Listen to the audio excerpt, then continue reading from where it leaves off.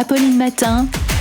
8h50, face à Canteloup.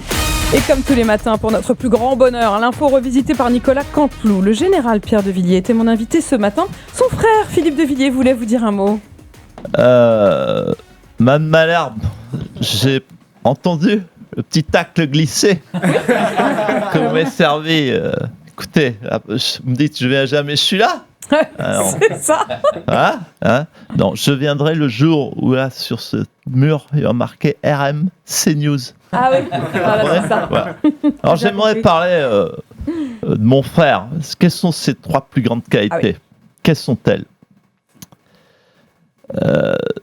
Oui, j'aime bien marquer des gros temps de silence pour montrer que ma parole compte, que ma parole est précieuse, que ma parole est rare. Même si c'est vrai que j'ai le micro ouvert pendant près d'une plombe tous les jours sur CNews.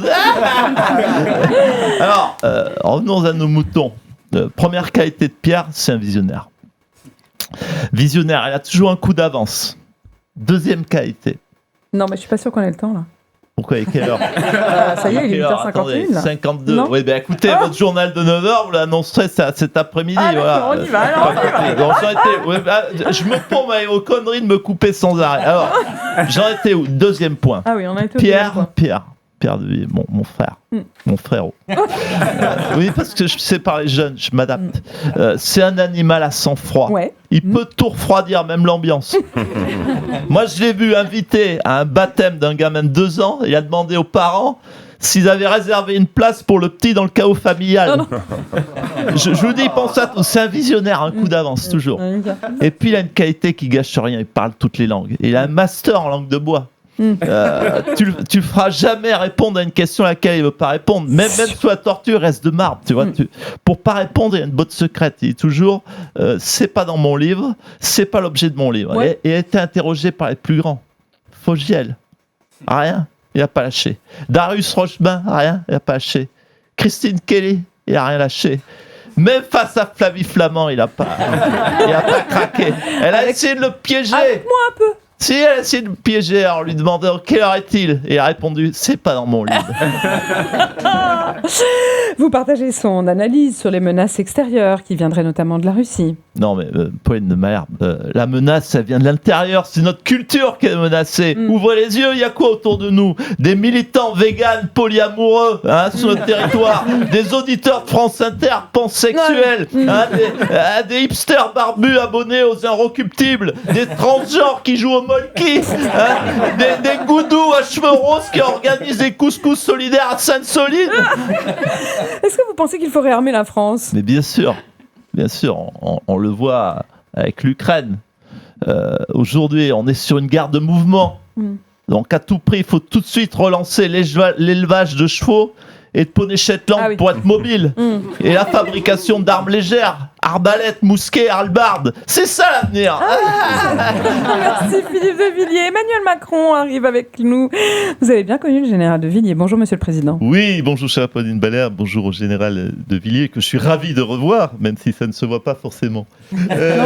Écoutez, aujourd'hui, que me reproche-t-on? On me reproche de ne pas avoir écouté le général Pierre de Villiers alors qu'il m'alertait à l'époque sur les dangers en 2017 qu'encourait la France. Mais pardon? Je dis pardon.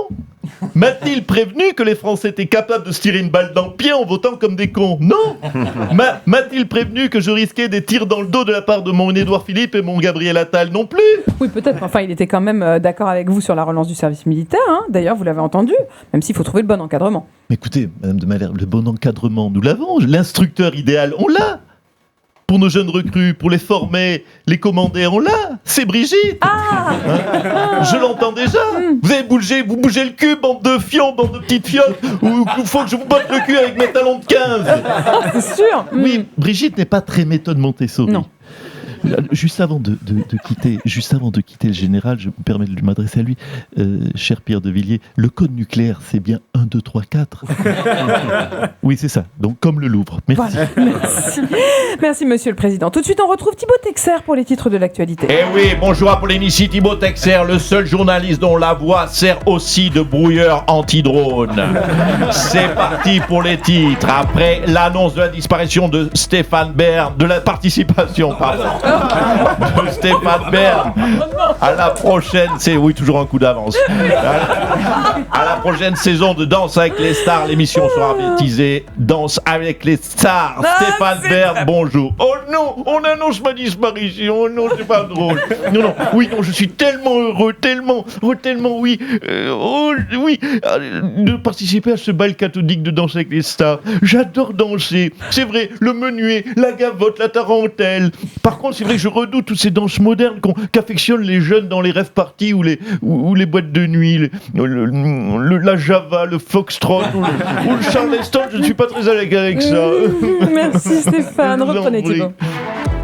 Oui, et puis, chère Apolline, Miss Aquitaine et Miss Provence approuvent le projet de loi de réouverture des maisons closes du RN pour y placer, je cite, les grosses putes de candidates à Miss France. Merci Thibaut. La vidéo de Brigitte Macron traitant les féministes de sales connes continue de faire couler beaucoup d'encre. Nadine Morano voulait réagir. Bonjour Nadine. Non mais franchement, mais qu'est-ce qu'elle nous a fait la Brigitte? Non mais je suis sur le cul. Quand on est première dame, faut un minimum de classe, merde. Hein? Elle représente quand même le peuple, excusez-moi. Ça lui arracherait la gueule à la Brigitte d'être un peu polie. Hein? Non mais je te jure, quand j'ai vu ça, tu sais quoi? J'ai failli dégueuler. Hein? C'est remonté jusque dans la bouche. Heureusement que j'ai avalé. Hein? Ouais, parce que moi, je sais me tenir. Ah, voilà, c'est ça, d'accord. Donc, est-ce que vous êtes une sale conne, Nadine Morano? Non mais tu te crois où la bourge? Non mais je suis en train de causer élégance, c'est Charles Français, toi tu viens de traiter de poufias en direct à ta radio de merde. Non mais t'es malade ou quoi? On est chez Moscato quoi. Non mais Marshall, rassure-moi. Elle a mis un coussin péteur sous son siège ou quoi? Non mais, enfin, vous voyez ce que je veux dire quoi. Plusieurs féministes se sont revendiquées de sale conne. Elles ont dit justement je suis une sale conne. Ouais, non mais je vois l'idée. L'idée c'est comme quand je vois Sarkozy que je lui dis salut ma couille. C'est affectueux. Oui, voilà. C'est comme quand je vois Larcher que je lui fais un chabit, c'est pour dire bonjour, voilà. Non parce que moi j'ai beau être féministe, moi je tiens avant tout à rester féminine. Bon, désolé de ma merde, faut que je vous laisse parce que j'ai mon 38 tonnes qui est en double fil. Merci Nicolas, passe à Canteloup qu'on retrouve tous les matins à 8h50 sur RMC. Le temps est venu de reconnaître. Et que moi, François Hollande, je suis un tombeur, allons. Le temps est venu de reconnaître. Quoi, c'est trop théâtral, chérie? Mais comme moi, Nicolas Sarkozy, alors j'ai toujours été innocent. Le temps est venu de reconnaître. Ben que moi, Zinedine, pardon, mais j'attends la place de Didier. Là. Que moi, Jean-Luc Mélenchon, tout le monde le sait. Moi, c'est la République, c'est moi. Et que moi, si vous voulez, ça fait quand même 8 ans que j'attends que les téléphones sonnent. Hein. Bah, tout comme chaque année, c'est quand même un scandale que moi, Kylian Mbappé, j'ai toujours pas reçu le ballon d'or. Que moi, François Bayrou, j'avais raison depuis le début. Tout est de la faute que moi, Marine Le Pen, je suis plus doué pour l'élevage de chats que pour les débats du second tour. Que pour moi, Didier Deschamps, c'est bientôt fini, mais pour lui, ça y est, ça a déjà commencé. Hein. Le temps est venu de se retrouver du lundi au vendredi à 8h50 sur RMC.